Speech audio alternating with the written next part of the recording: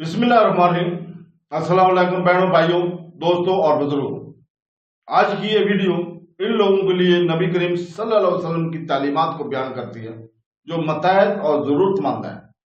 मुआशरे के कम नसीबों के ताईं इसकी हिकमत और हमदर्दी के बारे में जाने, इस्लामी असूलों की गहरी समझ हासिल करें और ये कि वो दूसरों के साथ हमारी बातचीत में हमारी रहनुमाई कैसे कर सकते हैं। मतहतों और गरीबों के लिए नबी करीम सल्लल्लाहु अलैहि वसल्लम की तालीमात के बारे में मजीद जानने के लिए इस वीडियो को आखिर तक देखें और इसको शेयर भी जरूर करें ताकि दूसरे भी इससे मुस्तफीद हो सकें। अल्लाह ताला ने सूरह बकरा की आयत नंबर 263 में फरमाया, जिसका तर्जुमा है, अच्छी बात कहना और मुआफ कर देना इस खैरात से बेहतर है जिसके बाद सताना हो, और अल्लाह बेपरवाह इल्म वाला है। अगर साल को कुछ दिया जाए तो इससे अच्छी बात कही जाए और खुश खल्की के साथ जवाब दिया जाए और जैसे नगवार ना गुजरे, और अगर वो सवाल में इसरार करे या जबान दराजी करे तो इससे दरगुजर किया जाए। साहिल को कुछ ना देने की सूरत में इससे अच्छी बात कहना और इसकी ज्यादती को माफ कर देना इस सदके से बेहतर है जिसके बाद इसे आर्म दिलाई जाए या एहसान जताया जाए या किसी दूसरे तरीके से इसकी कोई तकलीफ पहुंचाई जाए। आयत के आखिर में अल्लाह ताला के दो सफात का बयान हुआ है।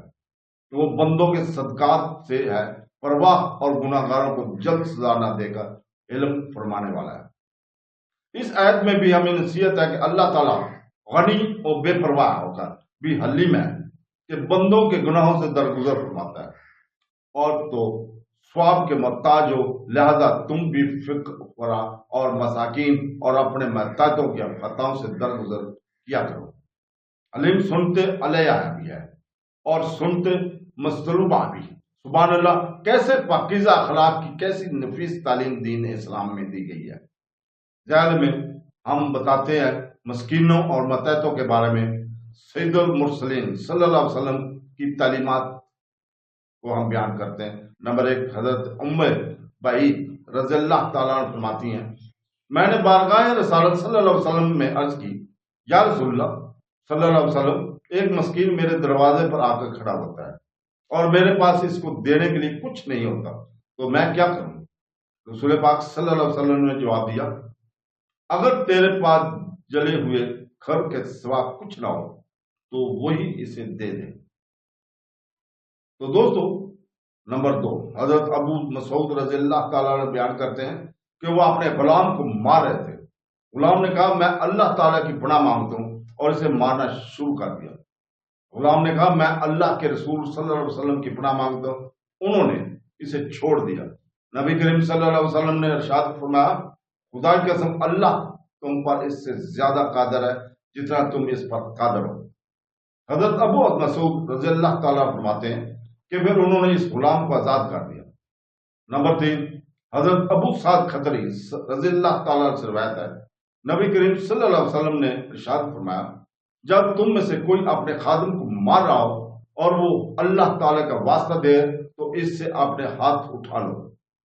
और नबी करीम सल्लल्लाहु अलैहि वसल्लम अपने खिदमतगारों के साथ बहुत सा अच्छा सलूक किया करते थे।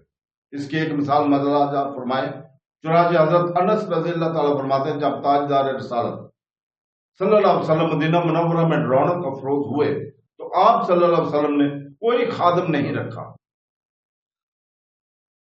तो दोस्तों, उन्होंने कहा कि मेरे सुतेले वालिद हजरत ताला रज़ियल्लाहु ताला ने मेरा हाथ पकड़ा और मुझे लेकर बारगाह रसालत सल्लल्लाहु अलैहि वसल्लम में हाजिर हुए और अर्ज की, या रसूलल्लाह सल्लल्लाहु अलैहि वसल्लम, अनस समझदार लड़का है, इसलिए ये आपकी खिदमत गुजारी का शरफ हासिल करेगा। हजरत अनस रज़ियल्लाहु ताला फरमाते, मैंने 10 साल तक सफर व हाजर में हजूर पाक सल्लल्लाहु अलैहि वसल्लम की खिदमत करने की सादत हासिल की, लेकिन जो काम मैंने किया इसके बारे में आप सल्लल्लाहु अलैहि वसल्लम ने कभी ये नहीं फरमाया कि तुमने ये काम इस तरह क्यों किया, और जो काम मैंने ना किया इसके बारे में आप सल्लल्लाहु अलैहि वसल्लम ने कभी ये नहीं फरमाया कि हमने ये काम इस तरह क्यों किया और क्यों नहीं किया।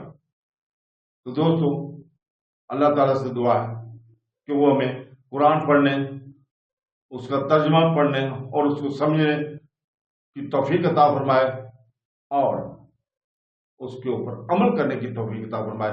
आमीन सुम्मा आमीन। अल्लाह हाफ़िज़।